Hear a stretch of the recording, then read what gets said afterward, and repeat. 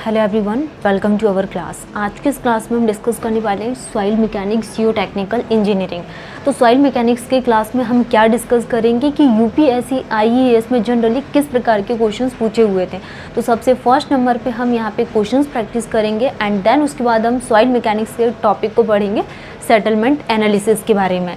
तो हम क्या टॉपिक पढ़ने वाले हैं, soil mechanics and Jio technical engineering में इस क्वेश्चन को हम बात करेंगे। तो क्या पूछा हुआ है कि कोफिशिएंट ऑफ कंप्रेसिबिलिटी क्या होती है एंड कंप्रेशन इंडेक्स के बारे में हम समझेंगे कि कंप्रेशन इंडेक्स क्या होता है and time factor and coefficient of volume compressibility क्या होती है।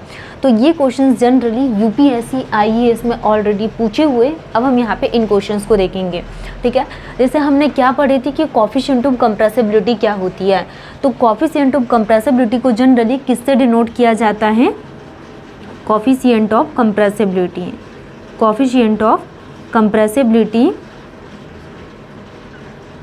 Coefficient of compressibility is denoted bye. तो कोफिशिएंट ऑफ कंप्रेसिबिलिटी को जनरली AB से क्या किया जाता है, डिनोट किया जाता है। तो coefficient of compressibility it is denoted bye AB and compression index is denoted bye, coefficient of compressibility denoted by AB and compression index, compression index is denoted bye CC। Compression index को किससे denote किया जाता है, CC से denote किया जाता है and compression index is a unit less. तो हम कोफिशिएंट ऑफ कंप्रेसिबिलिटी को किससे डिनोट करते हैं, AB से and compression index is denoted bye CC। Next, time factor को किससे डिनोट किया जाता है। अगर हम यहाँ पे टाइम फैक्टर के लिए बात करें, time factor it is denoted by TB। तो टाइम फैक्टर को TB से डिनोट किया जाता है एंड TB इक्वल टू कितना आ जाएगा, CB small t divided by D square. तो D square is the length of drainage path and CB is the coefficient of consolidation and T is the time. तो हमने क्या discuss किया यहाँ पे कि कोफिशिएंट ऑफ कंप्रेसिबिलिटी क्या होता है, AB। कोफिशिएंट ऑफ कंप्रेसिबिलिटी को AB से डिनोट करते हैं एंड कंप्रेशन इंडेक्स को किससे डिनोट किया जाता है, CC से and time factor TB equal to कितना आ जाएगा यहाँ पे, CB small t divided by D square. ठीक है, तो टाइम फैक्टर क्या होता है, TB and TB is the time factor, CB is the coefficient of consolidation, T is the time and D is the length of drainage path. Next हम बात करेंगे कि कोफिशिएंट ऑफ वॉल्यूम कंप्रेसिबिलिटी क्या होती है, coefficient of volume compressibility, volume compressibility.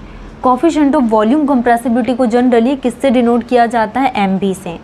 Coefficient of consolidation या फिर coefficient of volume compressibility is denoted by MB and MB equal to कितना होता है, AB divided by 1 plus E not.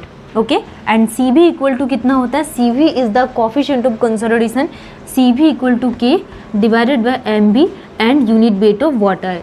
K is the permeability and MB is the coefficient of volume compressibility or modulus of change and unit weight of water and K is the permeability।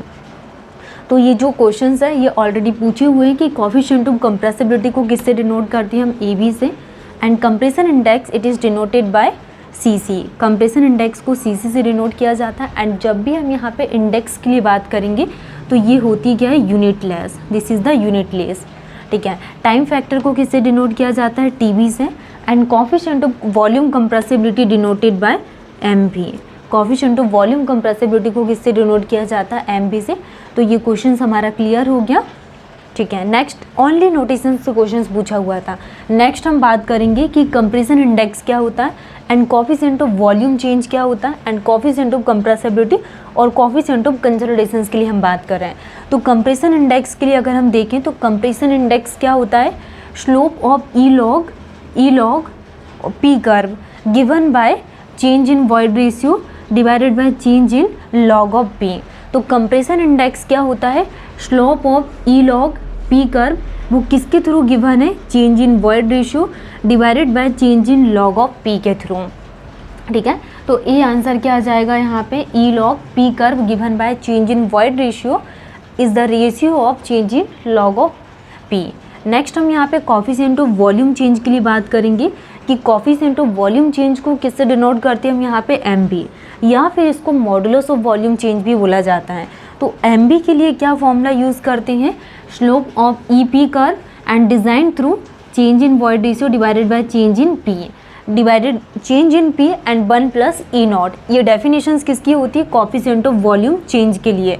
तो coefficient of volume change is the MB and slope of the EP curve designed as change in void ratio divided by change in P and 1 plus E not, और E not is the initial void ratio. Next, coefficient of compressibility को किससे denote किया जाता है? ए B से। तो coefficient of compressibility is denoted by A B and A B equal to कितना आ जाएगा? Slope of EP curve. इसके लिए भी हम यहाँ पे कौन सा कर्व डिनोट करेंगे? Void ratio and P curve and design as change in void ratio divided by change in P. ठीक है, तो कोफिशिएंट ऑफ कंप्रेसिबिलिटी क्या हो गया यहाँ पे कि slope of the EP curve design as change in void ratio and change in P. Next, coefficient of consolidation के लिए बात करें तो coefficient of consolidation it is denoted by C B. तो कोफिशिएंट ऑफ कंसोलिडेशन क्या होता है? C B term design as K divided by M B and unit weight of water. तो सी बी इक्वल टू कितना होता है? K divided by M B and unit weight of water. Coefficient of consolidation is the K divided by M B and unit weight of water. तो ये आपको ध्यान रखना है कि कंप्रेशन इंडेक्स क्या होता है? Compression index is the slope of E log P curve given by change in void ratio change in log of P. Next, coefficient of volume change क्या होता है? ये हमने डिस्कस किया कि change in void ratio change in P 1 plus E not. Next, coefficient of compressibility क्या होता है? कि change in void ratio change in P. And coefficient of कंसोलिडेशन क्या होता है? C B is the term design as K M B unit weight of water. Okay, next question हम इसी में से सॉल्व करेंगे।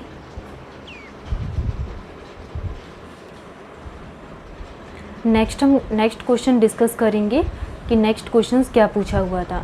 जैसे अगर हम यहाँ पे नेक्स्ट क्वेश्चंस के लिए बात करें तो क्या था कि in soil consolidation process the following events take place after loading.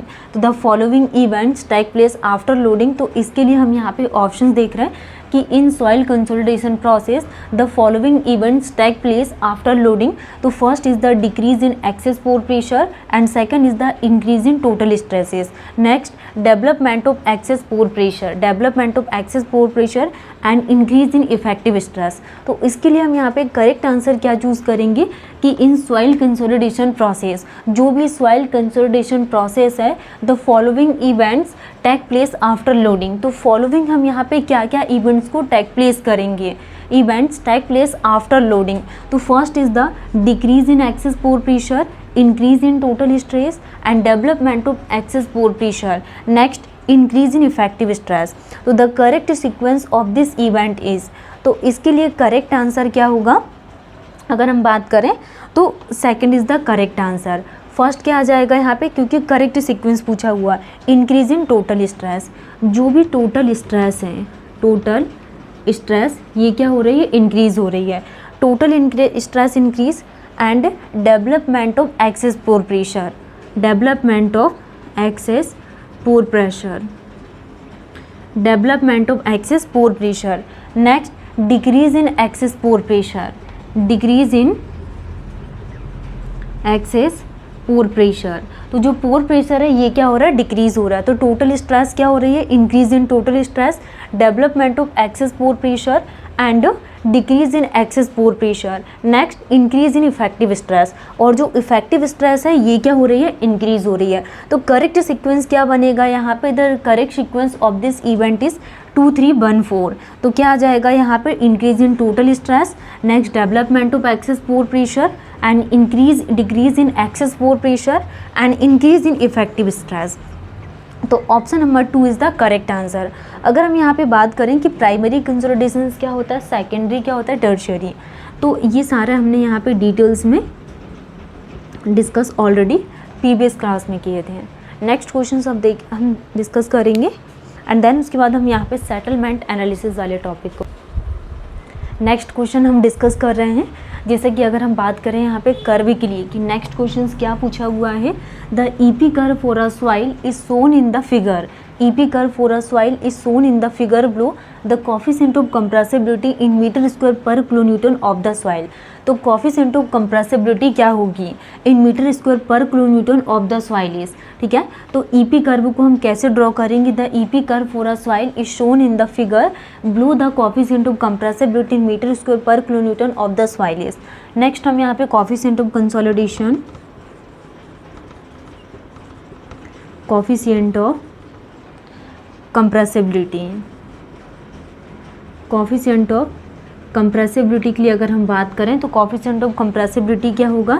AB equal to change in void ratio divided by change in effective stress. Change in void ratio and change in effective stress ही क्या कहलाता है यहाँ पे? coefficient of compressibility। Change in void ratio divided by change in effective stress. तो इसमें कितना आ जाएगा? 0.8 माइनस 0.85 डिवाइडेड बाय 400 माइनस कितना करेंगे? 200। तो क्या निकल कर आ जाएगा? 0.05 डिवाइडेड बाय 200।